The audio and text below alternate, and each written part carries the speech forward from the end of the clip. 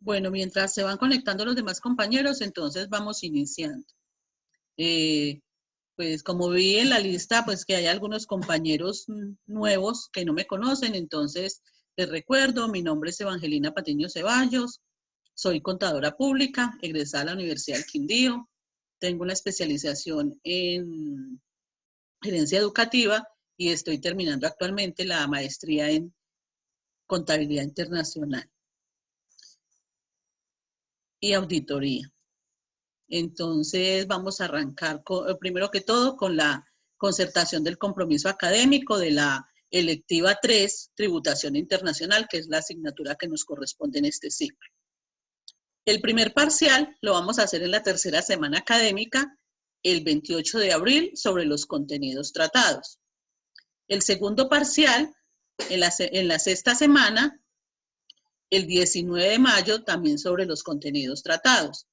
El examen final sería el último día del ciclo, en junio 2, también sobre los contenidos tratados. Yo les propongo, para las notas de seguimiento, 3 talleres o 3 trabajos que son los siguientes. El primero es una línea del tiempo sobre la historia de los impuestos en Colombia para entregar el 21 de abril. Después una investigación sobre los tratados vigentes que tiene Colombia para evitar la doble tributación para mayo 12. Y el último es un ensayo sobre la tributación en América Latina. Este ensayo lo pueden hacer entre 2 personas para subirlo a la plataforma. Todos son para subirlos a la plataforma. Entonces el ensayo sí lo pueden hacer de 2 personas para que les quede pues más fácil, porque yo sé que escribir es un poquito difícil, entonces mientras nos vamos acostumbrando a escribir, entonces lo podemos hacer de a 2 personas, pero lo deben subir los 2 en la plataforma. Este es el compromiso académico que yo les propongo a ustedes. Entonces queda a su consideración para que ustedes me digan si están de acuerdo o no con los temas, si quieren agregar algún taller o alguna otra cosa, con mucho gusto, o si están de acuerdo con el planteamiento, entonces para dejarlo aprobado. Los escucho.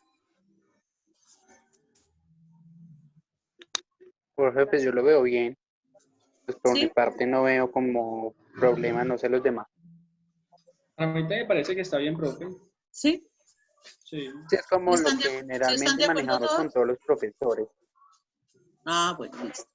Entonces esta es el compromiso que ya queda, que se queda pues entonces aprobado.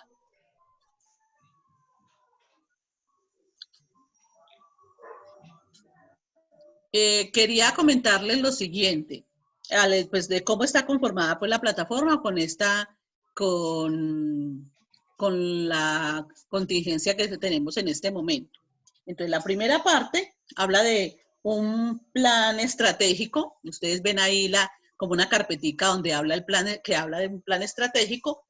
Pues si ustedes dan clic ahí, van a encontrar el módulo de la asignatura, el acuerdo pedagógico que acabamos de aprobar. Está el PPA de la asignatura, donde está todo lo correspondiente a cómo se va a manejar la asignatura, cuáles son los temas y todo y la bibliografía correspondiente. Ahí va a estar la bibliografía de cada uno de los temas. Y también está el plan de aula. ¿Qué tiene el plan de aula? Entonces, diariamente, qué tema se va a ver, cuál es la bibliografía y qué es lo que se va a tratar en cada tutoría. Eso está en el plan estratégico. Después hay un foro de presentación. Yo estuve revisando el foro de presentación y veo que ninguno se ha presentado, entonces les pido que por favor cada uno entre al foro y deje un mensajito ahí cortico. Simplemente dicen cómo se llaman, en qué se desempeñan, y si quieren compartir alguna otra cosita, anexarla en ese saludo, o si quieren dar simplemente un saludo a sus compañeros, pues porque como ustedes ya se conocen la gran mayoría, es simplemente un mensajito de saludo, pero sí sería bueno de que todos participaran en ese foro. Después hay otro foro, que es el foro de consultas o foro de preguntas. ¿Para qué es este foro? Cuando uno termina la tutoría, o yo les dejo algún trabajo para resolver y tienen alguna duda respecto a eso, o alguna duda respecto al la orientación de la tutoría, me dejan la consulta por ahí, ¿sí? Entonces yo les contesto por ese mismo medio, les contesto si tienen alguna pregunta referente pues a los temas tratados en la asignatura, ¿correcto? Eso no quiere decir pues que nos vamos a comunicar siempre por ahí, no, ustedes tienen mi correo, tienen también mi número de teléfono, por el WhatsApp también nos podemos comunicar sin ningún problema. Es solamente que pues es un espacio que nos abrió la universidad para que estuviéramos pues en contacto. Después van a encontrar la parte donde se hace la presentación del tutor, donde están pues todos los datos del tanto el perfil docente, académico, del tutor. Después vienen entonces ya los contenidos normales de la asignatura, entonces ahí les aparece de una vez ya en qué fecha son, que en la tercera tutoría es el primer parcial, que en la sexta tutoría es el segundo parcial, que está la nota de seguimiento, y en la última tutoría, en la 8, sería la evaluación final. Eso es lo que ustedes tienen en este momento en la plataforma, ¿correcto? Yo le subí a la plataforma ya las diapositivas de la tutoría de hoy. Entonces, vamos a dar inicio.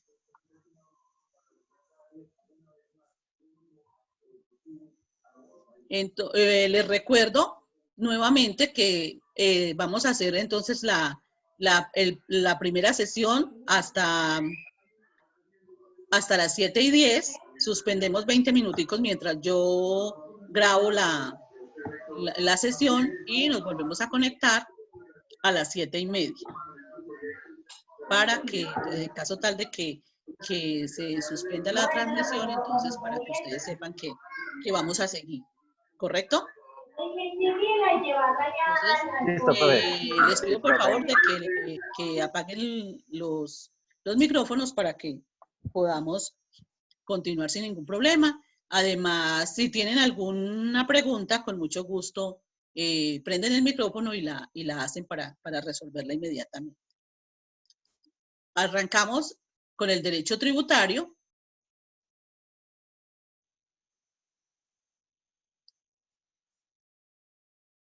Vemos el origen y función de los tributos, la diferencia entre entre derecho tributario sustancial y derecho tributario procedimental.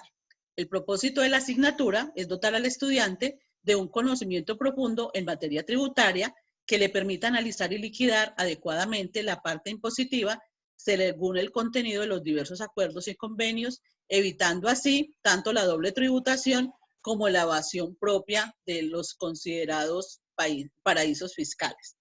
¿Por qué hablamos de doble tributación? Porque cuando usted vive en Colombia y vive en Estados Unidos y usted tiene ingresos en los dos países y bienes en los dos países, entonces estos tratados van a evitar que usted pague impuestos por la misma renta o por el mismo patrimonio en ambos países. De eso es lo que se trata la doble tributación. Entonces vamos a ver todo lo que concierne a esto. El objetivo general de la asignatura es identificar los principios de tributación tanto a nivel nacional como internacional, las fuentes del derecho tributario y los actos administrativos emitidos por la administración. Los objetivos específicos, primero, es identificar con claridad cuáles son los diferentes impuestos vigentes tanto a nivel nacional como internacional, dar cuenta a las personas naturales o jurídicas obligadas a presentar impuesto de renta y complementarios en Colombia y en el exterior, evitando así la doble tributación y contribuyendo así a los tratados de cooperación fiscal entre los diferentes países. Identificar los agentes retenedores y retenidos en la relación comercial o de prestación de servicios y cuáles son las diferentes bases y tarifas vigentes para el presente año. Dar cuenta de cómo opera el impuesto al consumo en Colombia y a nivel internacional y cómo se ilustra dicho gravamen en las declaraciones tributarias. El contenido de la asignatura está dividido en 4 unidades. La primera unidad se refiere a la definición de derecho tributario, principios de tributación, clasificación de los tributos, fuentes del derecho tributario y los actos administrativos. La unidad 2 tratados para evitar la doble tributación, la unidad 3, fiscalidad internacional, y la 4, sistema tributario internacional. Este es todo el contenido de la asignatura. Antes de entonces arrancar ya con el tema propiamente dicho, vamos a ver algunos conceptos previos que necesitamos para poder entrar en materia. Arrancamos con la alícuota. ¿Qué es una alícuota? Una alícuota es un porcentaje, es un valor fijo porcentual establecido por ley que se debe aplicar a una base imponible para determinar el tributo a pagar. Por ejemplo, ¿en cuánto está el IVA? El IVA está en el 19%. Ese porcentaje es una alícuota. Base imponible o gravable. La base imponible o gravable es la unidad de medida, valor o magnitud obtenidos de acuerdo a las normas legales específicas sobre la cual se aplica la alícuota para determinar el tributo a pagar. O sea, la base es sobre el valor que vamos a calcular. Entonces, seguimos con el ejemplo del IVA. Entonces, tenemos 1.000.000 de pesos, lo multiplicamos por el 19% para obtener el valor del IVA. La base gravable sería el 1.000.000 de pesos y la alícuota el 19%, que es el porcentaje. Hay también contribuciones especiales. ¿Cuáles son las contribuciones especiales? Son los tributos cuya obligación tiene como hecho generador beneficios derivados de la realización de determinadas obras o actividades estatales y cuyo producto no debe tener un destino ajeno a la financiación de dichas obras o actividades que constituyen el presupuesto de la obligación. El ejemplo más representativo de los tributos, de las contribuciones especiales, es la valorización. Cuando se va a hacer una obra, por ejemplo, un puente o una avenida o una carretera, entonces se cobra esa contribución especial por realizar esa obra o ese puente o lo que sea. Entonces, ese impuesto que le cobran a ustedes se llama un impuesto de valorización, entonces es una contribución especial. Además de ese ejemplo de la valorización, están las contribuciones especiales, que son los aportes a seguridad social, que ustedes saben que se paga la salud y se paga la pensión. Entonces, esos también son contribuciones especiales. Seguimos con el contribuyente. ¿Quién es el contribuyente? Entonces, el contribuyente es el sujeto pasivo a quien se le va a cobrar, respecto del cual se verifica el hecho generador de la obligación tributaria. Dicha condición puede recaer en personas naturales, o sea, en cualquier persona natural recae esa obligación de ser un contribuyente, prescindiendo de su capacidad según el derecho privado. ¿Qué quiere decir esto? Que tenga usted o no tenga con qué pagar, independientemente si usted tiene un predio, debe pagar el impuesto. Si usted tiene un patrimonio, debe pagar el impuesto.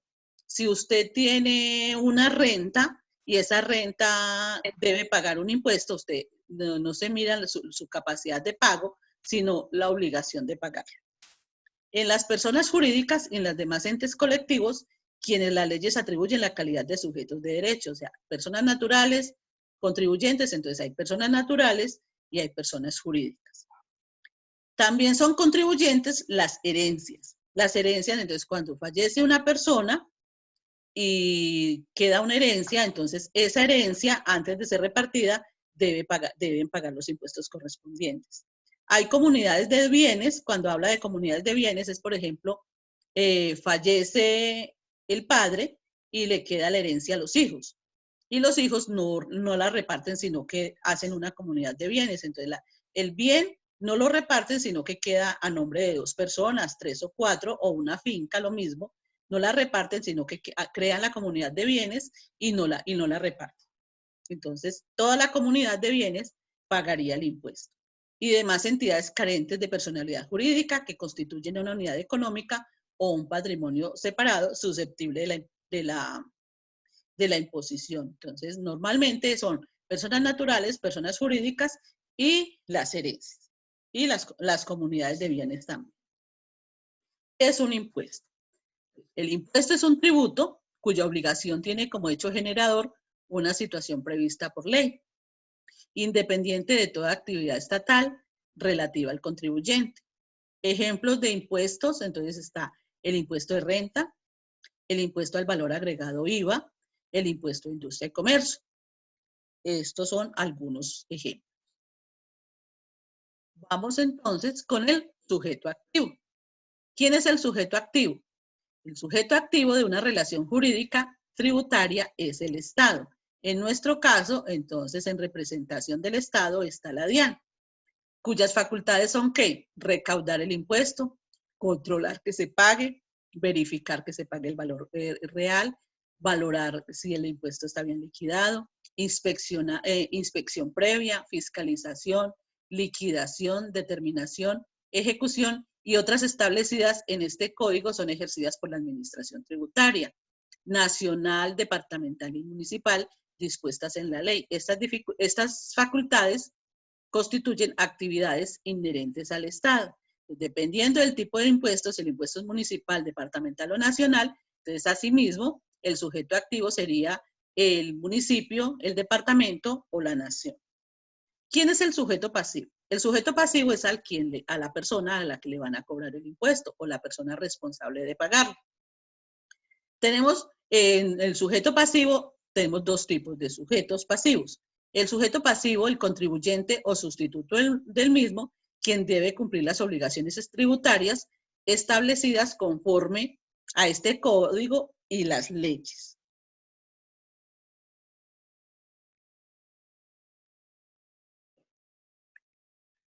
Vamos con las tasas.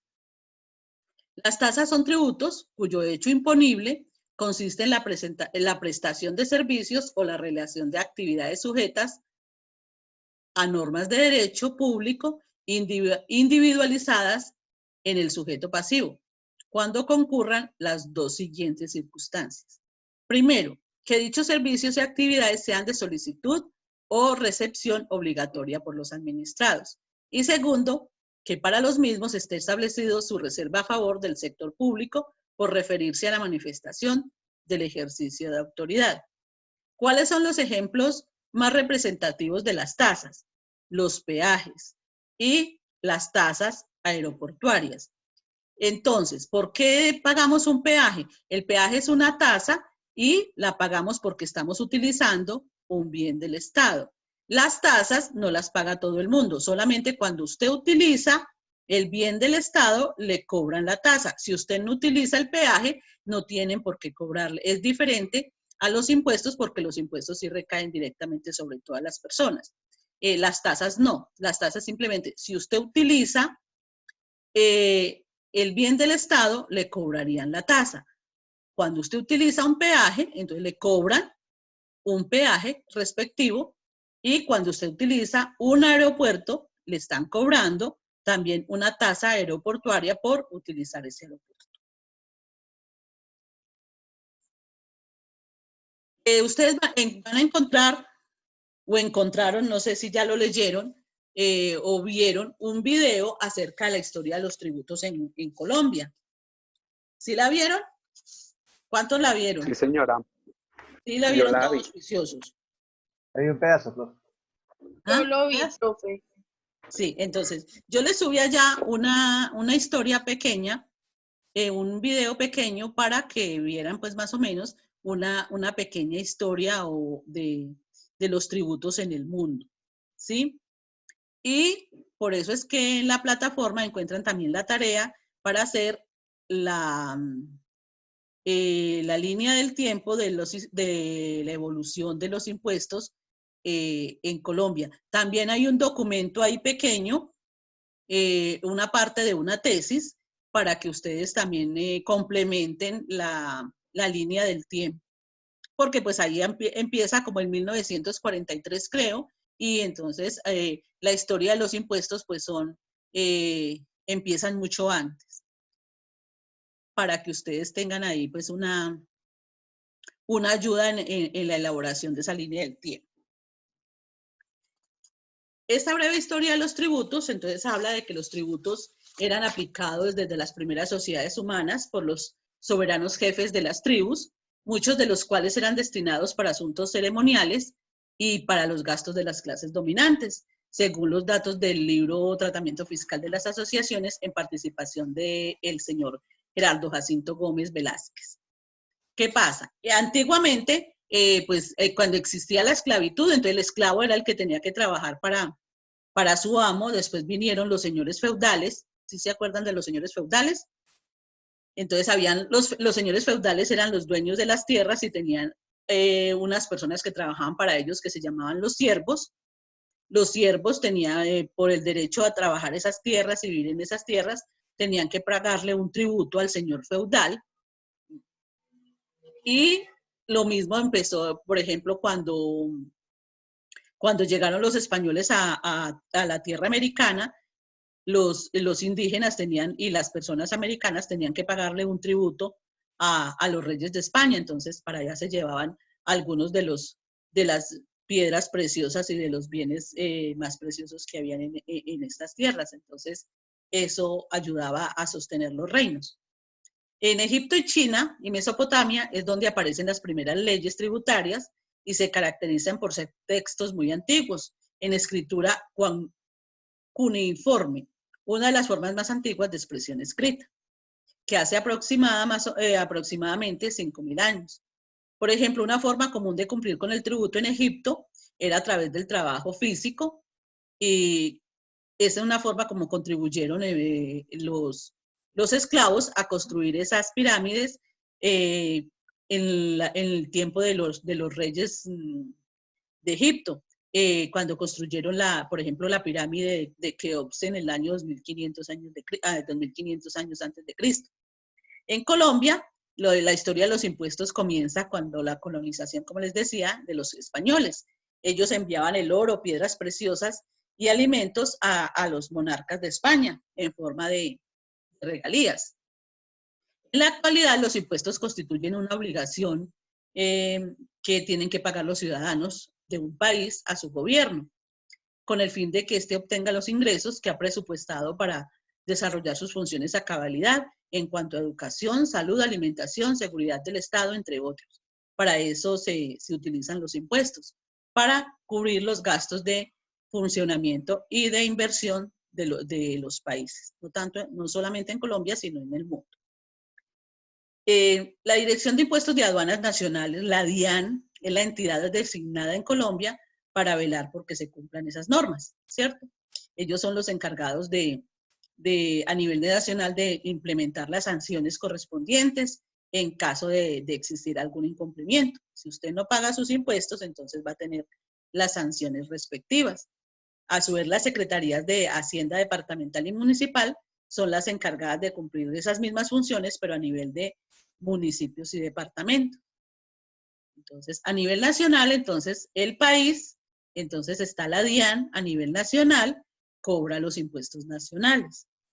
En el municipio, la Secretaría de Hacienda municipal es el encargado de cobrar y hacer todo lo pertinente al cumplimiento de las obligaciones tributarias municipales.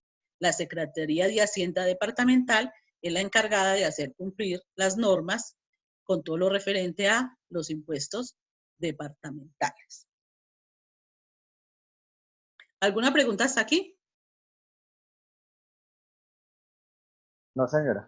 ¿No? No, señora.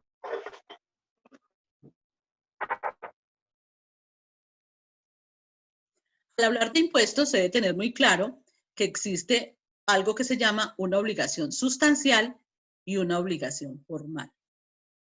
La obligación sustancial consiste en la obligación de tributar o de pagar un impuesto. Por ejemplo, pagar el impuesto de renta, pagar el impuesto de IVA. Pagar el impuesto de renta o pagar el IVA es una obligación sustancial. La obligación formal hace alusión a los procedimientos que el obligado a cumplir con la obligación sustancial debe realizar para dar cabal cumplimiento a la obligación sustancial. Una obligación formal es no pagar, es hacer los trámites para ese pago. Por ejemplo, para el pago del impuesto, por ejemplo, del IVA, hay que hacer estas obligaciones formales. Primero, inscribirse en el RUT. Usted tiene su empresa, el primer paso de la obligación formal es inscribirse en el RUT.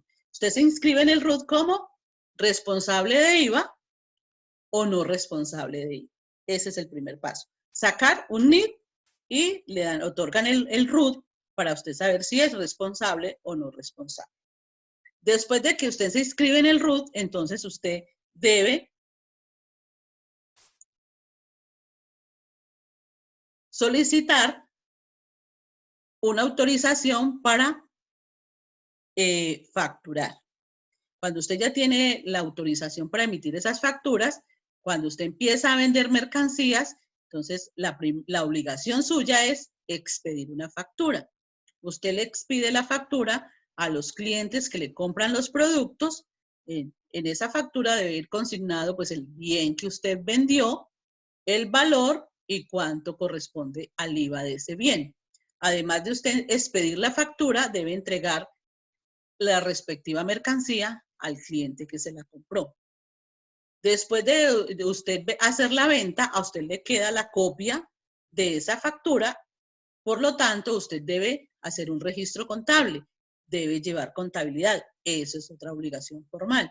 Si usted está obligado, usted pertenece a los obligados a llevar contabilidad, entonces debe cumplir con los correspondientes a llevar los registros contables en los libros de la empresa. Lleva su contabilidad. Después de llevar la contabilidad, entonces debe presentar también la declaración tributaria, que ustedes ya aprendieron a hacerlas. Entonces, deben hacer, ¿cuál puede ser qué declaración tributaria pueden presentar? Entonces, si está obligado a presentar IVA, debe hacer la respectiva declaración de IVA. Presentar la declaración es una obligación formal. Hacer la declaración de retención en la fuente también es una obligación formal. Hacer la declaración de renta es una obligación formal.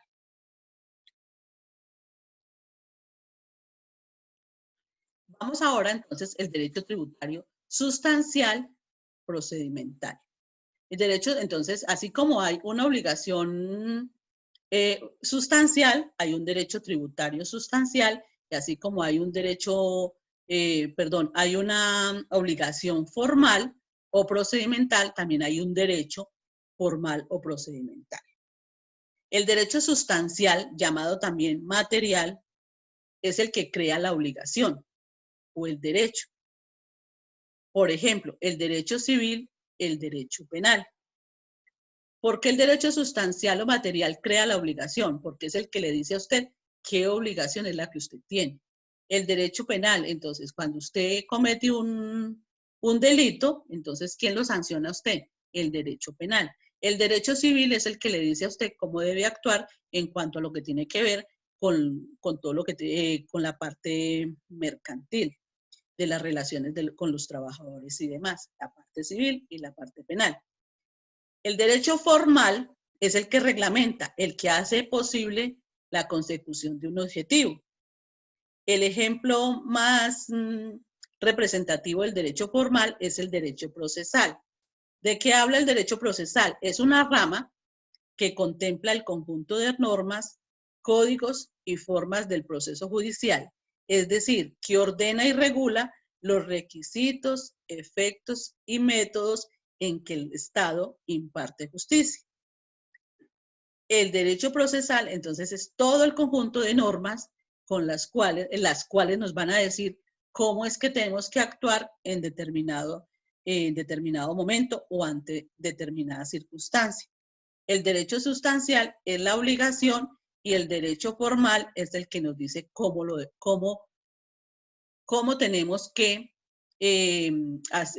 cumplir con la obligación o cómo es que tenemos derecho a pedir algo a nuestro favor o cómo es que nos vamos a defender.